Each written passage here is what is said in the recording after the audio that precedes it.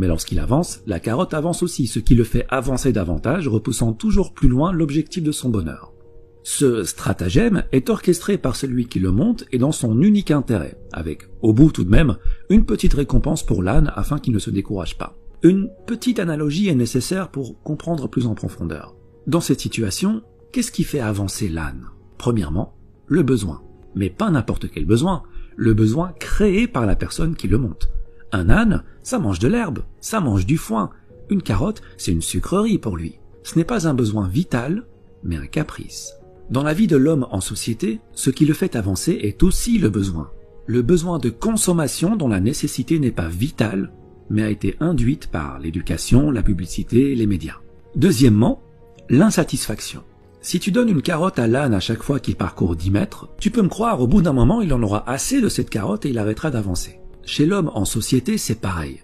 Il faut le maintenir dans une zone d'insatisfaction assez élevée pour que son besoin ne soit pas totalement comblé, mais assez basse pour qu'il soit prêt à refournir les efforts nécessaires afin d'assouvir ce besoin. Concrètement, si ton patron te donne 10 000 € par mois, tu seras totalement satisfait et ce n'est pas dans son intérêt puisqu'avec cet argent et un minimum d'intelligence financière, tu investiras dans l'immobilier pour dégager des revenus automatiques et plus besoin de patron. Il est perdant, tu es gagnant, ce n'est pas dans son intérêt donc il doit te payer beaucoup moins. Et s'il te donne que 800 € par mois, il se doutera bien que tu iras chez la concurrence, ce qui n'est pas dans son intérêt non plus. Donc il va s'aligner pour te donner juste de quoi subvenir à tes besoins. Et voilà, la roue tourne.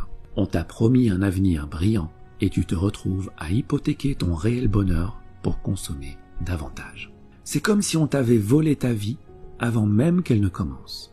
80% des gens sont coincés dans ce cercle.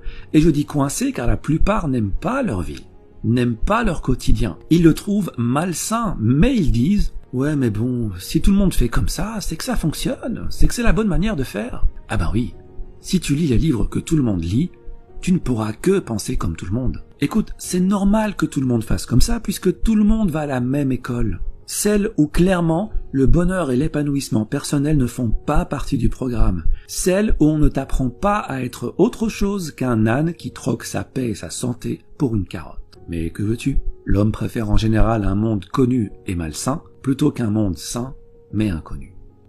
Bon d'accord, mais alors, que faire? Eh bien le plus important, c'est d'être satisfait. Pas forcément de ce qu'on a, mais de ce qu'on est. Et je ferai une vidéo sur l'importance de l'être par rapport à l'avoir. En gros, si tu fais partie de ces 20% de gens qui sont heureux dans leur métro, boulot, dodo et qui, pour rien au monde, ne changeraient leurs habitudes, c'est bingo, tu as compris la vie et je souhaite de tout cœur que le bonheur que tu ressens se perpétue.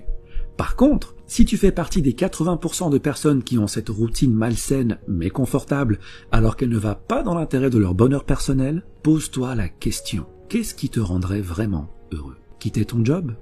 Devenir ton propre patron? Vivre au soleil?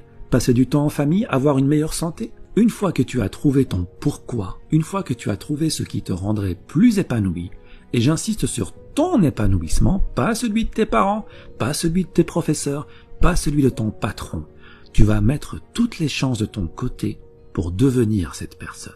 Car rappelle-toi que dans la vie, tu as le choix. Tu peux choisir de rester à accumuler 7 ans de ta vie devant la télé, car oui, à raison de 2h30 par jour sur 65 ans de vie, t'arrives à 7 ans. Tu peux aussi choisir de rester 15 ans à faire défiler les stories sur ton téléphone, comme tu peux choisir d'utiliser ce temps à te perfectionner dans ce que tu veux être. On dit que 50 heures de pratique dans un nouveau domaine peut déjà produire d'excellents résultats.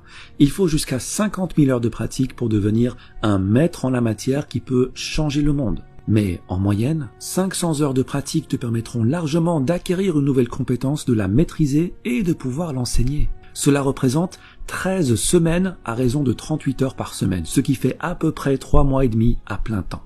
Si en 3 mois et demi, tu peux acquérir une nouvelle compétence et la maîtriser, combien pourrais-tu en acquérir sur 40 ans de carrière? Et des compétences, des opportunités, des champs de carottes, t'en as à la pelle. Donc voilà ce que tu vas faire. Tu vas arrêter la procrastination, car le temps passe vite et un jour arrivera où il n'y aura plus de lendemain. Tu vas sortir des rangs et marcher sur le chemin le moins fréquenté. Ton chemin, pas celui des autres. Celui qui te rend libre, celui que tu as choisi pour toi. Tu seras seul, c'est normal. Tu perdras le soutien de certains, c'est normal. Mais tu seras enfin ce que tu as toujours voulu être. tu suivras enfin cette petite voix à l'intérieur de toi qui t'a toujours appelé en vain et que tu as enfin décidé d'écouter.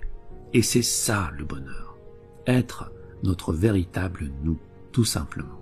Il y a un temps de vie qui t'est donné dès la naissance. La question n'est pas combien de temps. Ça, personne ne le sait. La question est comment tu utilises ce temps. C'est ça qui va déterminer ton bonheur. Repère ce que tu veux devenir, crois en ce que tu veux devenir et agis pour le devenir. Il ne faut pas oublier que bien que le temps soit immortel, toi, tu ne l'es pas. Alors utilise-le sagement et marche sur le chemin qui te convient le mieux. Merci et à bientôt.